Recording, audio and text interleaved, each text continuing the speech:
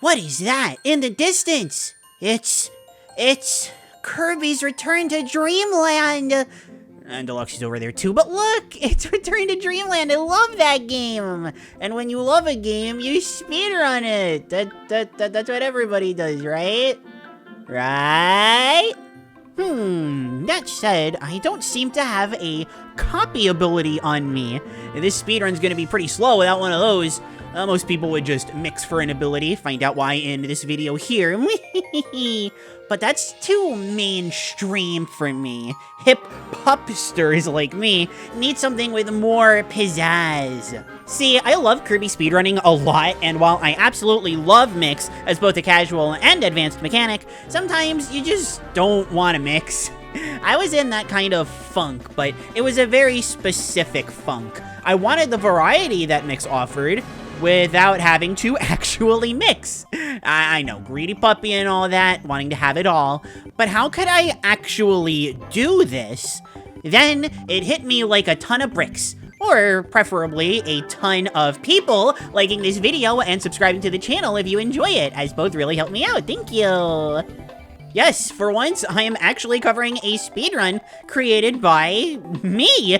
There's a lot of really long, crazy history to this, and while I'm very happy to be covering it, I can't take full credit for a lot of this stuff, really. The video itself was chosen by my puptrins on Patreon, linked in the description. Consider becoming a puptrin for neat perks, including early access to videos such as this one, and of course being able to choose a video idea that goes crazy too.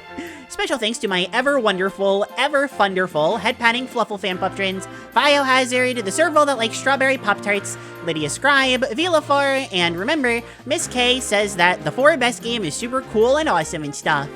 I love you all. My puptrins, however, may be a little confused on why I'm covering this. They actually asked me to talk about Fire Emblem speedrunning, and, well, would you believe me if I told you that I actually got this idea from Fire Emblem speedrunning? It's true! I love Fire Emblem, and I actually used to talk about the series alongside Kirby on this channel, like, a lot, until... But my love for the series is still there in full force, as it was almost 5 years ago, oh man. Around the 2020-2021 ballpark, some players got really invested in doing speedruns where they were limited with what units they were allowed to use. Specifically, these players like to race against other people, so they would select characters or units to use in a snake order. If you don't know what snake order is, imagine you have 4 people involved in something, right? The selection order would go person A picks, then person B, person C, person D, then D again, person C, person B, person A, rinse repeat. And I actually participated in some of these. And you can tell this is very old footage because, oh my god, this layout. I'm gonna be honest, I still really like the color scheme here. But what was I thinking with the video and unit placement? This looks so terrible. While I can't say I was ever a top competitor for these races, I did manage some pretty clutch stuff. I won the very first 3 houses Blue Lions draft race by basically ignoring my whole army and just using Dimitri. I placed 4th in my very first race of Blazing Blade or Fire Emblem 7, but I also got Nino to 2020, so basically I won. And most importantly, I came up with some crucial strats and became a top runner, at the time, for one of my favorite games in the series, Binding Blade. This draft race was actually my favorite of all of them, hence why I was so into the discovery aspect of it.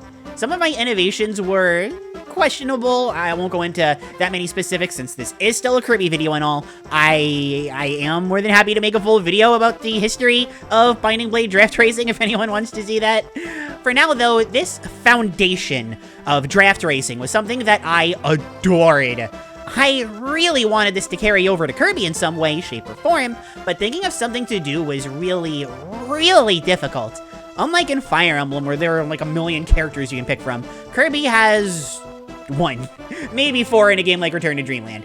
Star Allies could have been fun with the helper system and all, but it started feeling too complex including the helpers at that point. And not to mention, you may be surprised to learn that I am an extraordinarily shy person. Being in contact with someone who watched my Fire Emblem streams was the only reason why I was able to meet people for draft racing. I didn't have anybody like that for Kirby.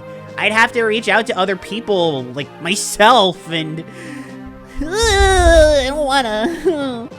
So, at least for testing purposes, I wanted to do this solo, and test the idea before roping anyone else into it. But, how do I do that? BAM! Introducing the Kirby copy ability Draft Any %. Speedrun. The same principle applies from the Fire Emblem draft race, where I select copy abilities to use in a speedrun, but instead of doing a race, the abilities would have to be evenly distributed throughout an individual world in the game, with the caveat that you can't mix. You can only use what the game naturally provides for you, although to keep things simple, I'm sticking to single player. And no buddies, no other Kirbys, no more than one dying Wii remote at a time sound. Tragic. For example, let's just say for Cookie Country, I draft Leaf, Fire, and Ninja. Throughout Cookie Country, I am only allowed to use those abilities. Although, that's not even true. I specifically chose Ninja because it's not available in Cookie Country. You would not be able to draft it because it's not an option. So we'll just say I did like Sword or something instead. I don't know, that's available in Cookie Country. So if it was Sword instead of Ninja, and then of course Leaf and Fire, that would be fine. Of course, this also means I'm not allowed to use these abilities anywhere else. That said, I'm not like a tyrant with this. If you get an ability that you're not allowed to use, I'm not going to come into your house, beat you up, and make you head pat me. So long as you immediately get rid of the ability without actually doing anything with it, accidents happen, that makes sense. I'm still going to come into your house and make you head pat me, but I won't beat you up. The reason why I chose Return to Dreamland for this specifically is because everything worked out perfectly. If I limit myself to 3 abilities per world, I'm only left with 2 stragglers. One of those stragglers I can use for the final world of the game. This is really only a boss fight, which only leaves 1 other ability, which we can just kind of throw in the arena or something. I don't know how I entirely feel about the ruling with the arena. It does feel a little bit unnecessary, but it literally get every ability in the game if you include the arena, so like, I kind of had to. Now, a regular, actual draft race in the exact same spirit of the Fire Emblem ones sounds like a lot of fun, although a horribly unbalanced one due to how abilities are. There is a clear best ability, Wing, and probably even a clear second best in Fire. You could argue if number 3 is, I don't know, Tornado, Water, Parasol, High Jump, but having top 2 dominant abilities in Wing and Fire kind of ruins the fun of what draft racing is. That said, I think, even for a race, this draft thing could really work out. It'd have to be modified, sure. If you account for 4 people in 7 worlds, that's 28 abilities we'd have to worry about. Definitely more than what Return to Dreamland has to offer. But you have options, like including the Crash, Mike, Sleep trio, or including multiplayer options, Day-to-Day, Meta Knight, Bandana D, as well as the other Kirbys. There is value in drafting other Kirbys, but without an actual race having been done, there's not really much that I can say. I can say, at least on a single player end, this is my second favorite way to play Return to Dreamland full stop, only after the ability solos. And while I love the ability solos dearly for very obvious reasons, there isn't much in the way of strategy for them. You pick your ability and you use it for the whole game.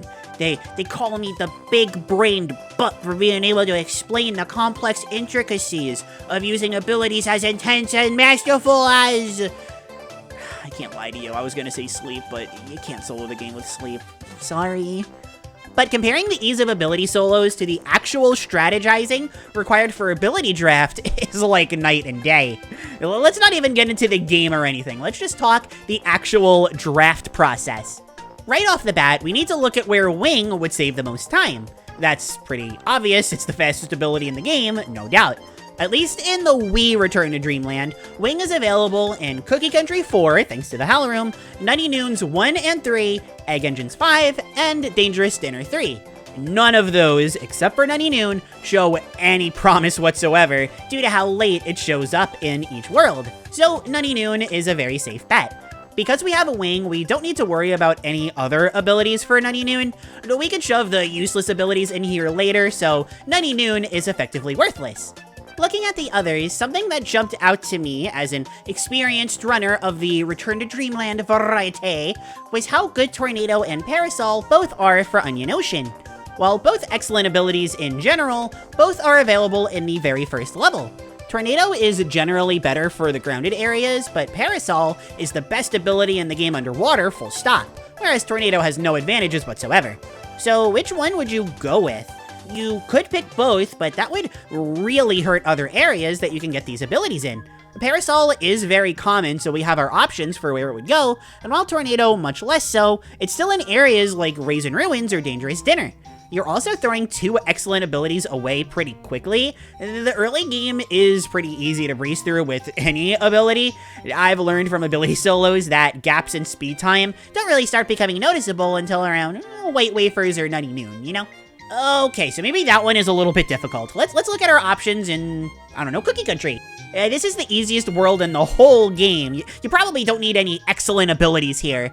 The first ability that you encounter in Cookie Country is Sword, which is solid for bosses and has some movement niches, but is a bit too simple to be a great ability. Decent, not great. Yes, that first ability solo needs to be updated. Shy! Literally in the same breath of Sword, you can also get Cutter, which is a lot better than Sword in just about every way, but again, that begs the question, are you throwing away Cutter too early? Cutter isn't amazing, but it's great at everything. That said, it does have multiple spots that you can get it back in at Cookie Country if you happen to lose it. But that's still really early. Would you want to waste Cutter when Sword is a decent option where you could save time in a later area with Cutter? So on and so forth with this line of thinking. The drafting process is genuinely some of the most fascinating planning that I have ever had to do for a Kirby game, speedrun, or otherwise. The pieces don't fit together quite as perfectly as a Fire Emblem draft race, at least for Binding Blade, but I love seeing the ability variety here. I've said in the past that I don't quite like ability variety in my any percents. Check out this video to find out why I'd say something so heinous.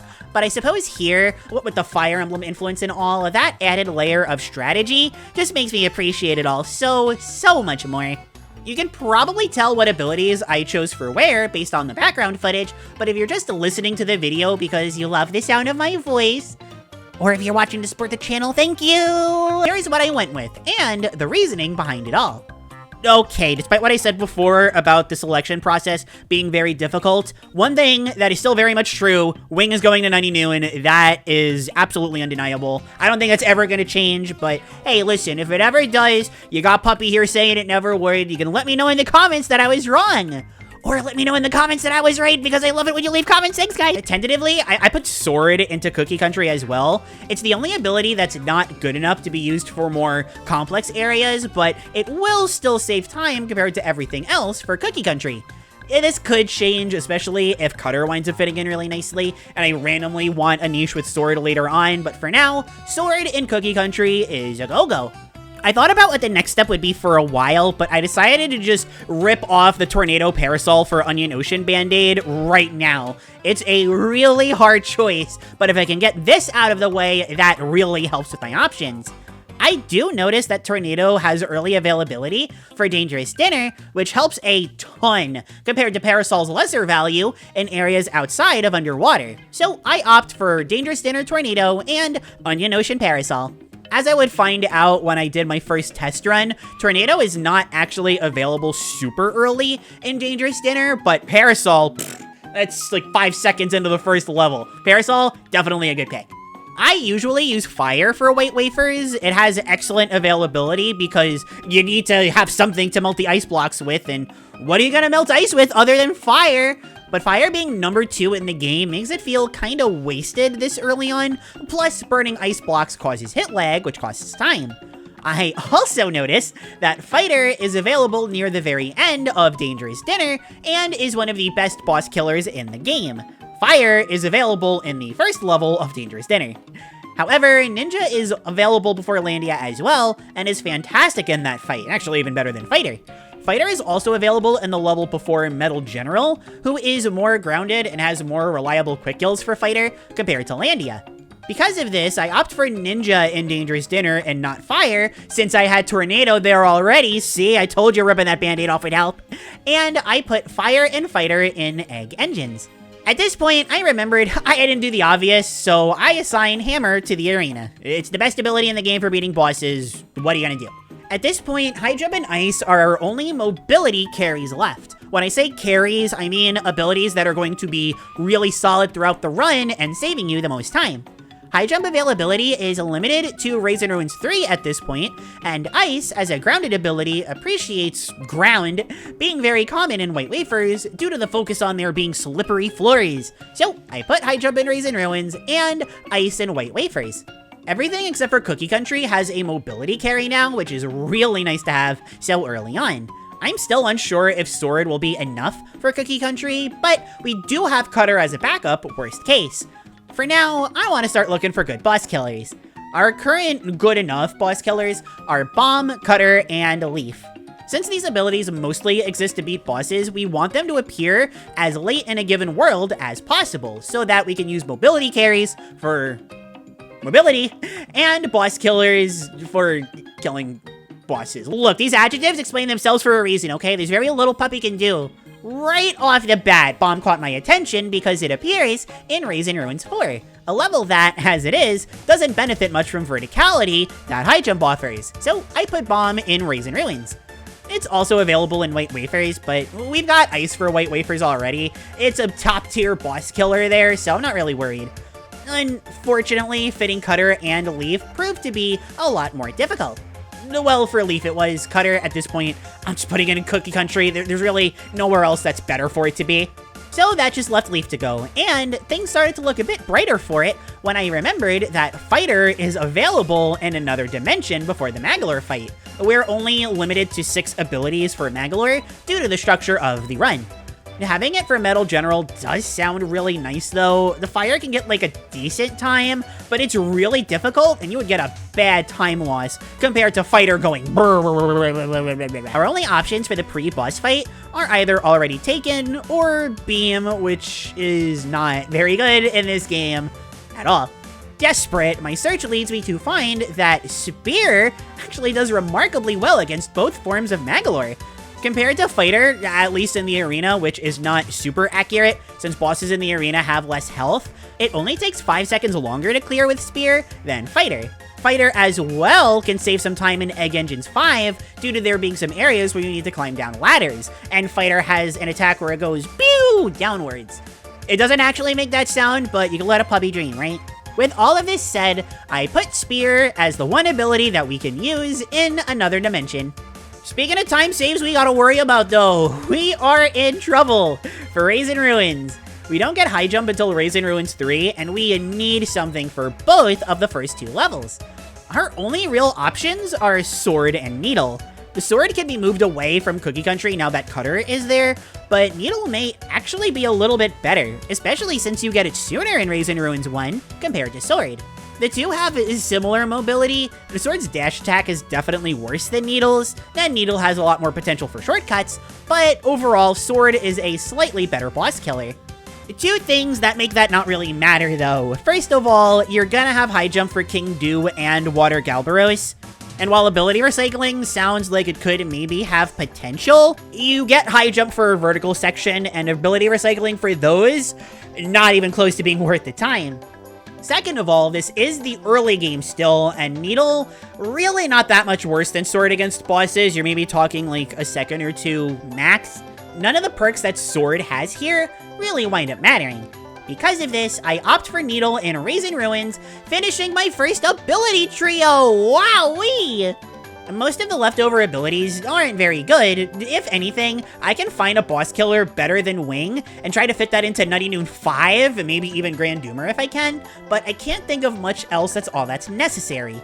I do notice that Bonkers is available in Nutty Noon 5, but you have to go the secret route, which costs more time. It's not gonna happen. There is no feasible way that we can get Hammer for this. Aside from that, compared to all of the options that we still have left, Wing is better. I do, however, flash back to Bomb being an option at the very start of 90 Noon 5, with Bomb actually being better than Wing for all of the bosses. The problem with this, though, is what we're going to do for Raisin Ruins. My plan was to keep high jump until the boss prelude for Mr. Duder, where we could choose from Bomb, Water, and Whip, all of which are better than high jump. Losing some time against Mr. Duder, to be fair, is a lot better than losing time in 90 Noon 5 and Grand Doomer. So I swap Bomb to Nutty Noon, losing the first ability trio. Just came together and they're already separated. As it turns out, Water is very bad versus Mr. Duder, but Whip is really good. So I recomplete the Raisin Ruins ability trio, now with it being Needle, High Jump, and Whip. Can I get a yay-ha? At this point, I don't see how any of these other abilities could save me time. Maybe stone can if there's a falling section, but it wouldn't be for Cookie Country since we have Cutter, it can't be for Onion Ocean because we have Parasol, and it definitely can't be for Nutty Noon, like Wing, hello. For Egg Engines, we have Fire, which I'm really not gonna want to get rid of until we get to the part in Egg Engines 5 with Fighter, which we already have Fighter, why would we get rid of it? Dangerous Dinner has Tornado, and I'm largely feeling similar there. There's nothing really in Dangerous Dinner 1 that would make Stone good, even before we get Tornado, so there's really no point in bringing it to Dangerous Dinner either. That leaves White Wafers, and hey, what do you know? Stone's actually available in 3 of the levels. 2, 3, and 4 to be specific. Would taking it over Ice save any time, and would we able to get Ice back quickly enough? I immediately noticed that it would be completely useless to get Stone in White Wafers 3 and 4, but White Wafers 2 actually kinda has my interest peaked. It travels on icy slopes much faster than using Ice's dash, or Ice's dash attack. The only problem with this is that you don't get Ice back until the middle of White Wafers 3. It'd be good enough for most of White Wafers 2 and early White Wafers 3, but 2 bits that cause issues here. Bonkers is in White Wafers 2, and after the water bit in White Wafers 3, you're moving uphill, which is terrible for Stone. For White Wafers 2, of all things, Stone can be salvaged thanks to Sword being available right before Bonkers. You don't even need to inhale an enemy for it, it's just the little ability statue thingy-who's-it, whatever they're called. As if that wasn't enough, the ultimate convenience here, Sword also covers most of what Stone can do for White Wafers 3, and fixes its issues post-water. Ice is still the clear go-to once it's available, but Sword came in clutch, I can't believe this! Can we, like, stop pretending that I hate Sword? I'm just not super into it because it's mostly boring, but, like, I don't hate it. No, I still gotta be Sword's #1 hater. Okay! With this, our second ability trio is complete. White Wafers has Ice, Stone, and Sword. Now we have a sad selection of abilities left. We've got Beam, Crash, Leaf, Mike, Sleep, Spark, and Water. 3 of these are practically filler, so I just kind of slap Crash, Mike, and Sleep wherever I feel like. This winds up being Onion Ocean for Crash and Sleep, and Egg Engines for Mike. 2 more ability trios are done now. Onion Ocean with Crash, Sleep, and my baby, Parasol, and Egg Engines has Fire, Fighter, and Mike. Spark literally has no shot of being viable, so I just put it in Cookie Country for now. None of these remaining picks really mean much of anything to me, so if I have to move it, then I will. I put Beam in Cookie Country as well, as it's the second weakest leftover ability after Spark. Cookie Country now has that ability trio done, by the way. We've got Cutter, Beam, and Spark. Finally ending the draft process, I put the 2 newcomers to Return to Dreamland in their respective places by putting Leaf into Nutty Noon and Water in Dangerous Dinner. Putting Leaf into Nutty Noon was just like, I couldn't think of anywhere else to put it, but putting Water into Dangerous Dinner does actually have kind of a perk.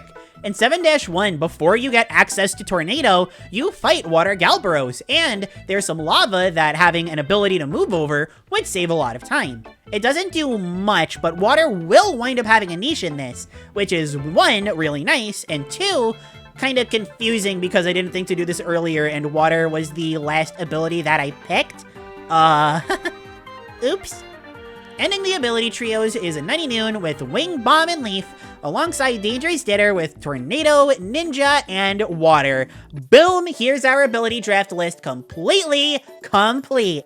Now, before I say anything else, I want to get this perfectly clear. This list that I came up with is not the be-all, end-all, definitive best way to do this. It's what I came up with for sure, but just because I theory crafted this doesn't automatically make it the best. You could look at this and say, wow, a puppy made this, but you can't look at this and say, wow, the greatest person in the history of history did this. I mean, I guess you can, and I'll be super fluttered and flustered and say, thank you! But it also wouldn't be true, so, bleh. If anybody is ever interested in doing something like this, I highly encourage you to try coming up with your own little draft and tell me what you came up with. Of course, availability is something you have to worry about, since I highly encourage not allowing mixing, but I would still love to see what people would come up with. Now then, drum roll please. I'm rhythmically slapping my leg to do the drum roll sound. Can you hear it? I don't know if you can. Here, listen. I don't know if my mic picks up on that. How did the run itself go? I'm gonna be honest with you. I can't tell ya! I did a little bit of practicing here and there, but as far as an actual run goes, I'm not doing this by myself. I want to share the experience with all of you. So, to date this video very quickly, for the entirety of this week of April 1st through April 5th, I will be doing count 'em, two runs of this every day of the week. One in the morning and one at night. And I'll be doing these streams on YouTube, so if you subscribe like I asked you to earlier, you'll be notified when the stream starts, just saying.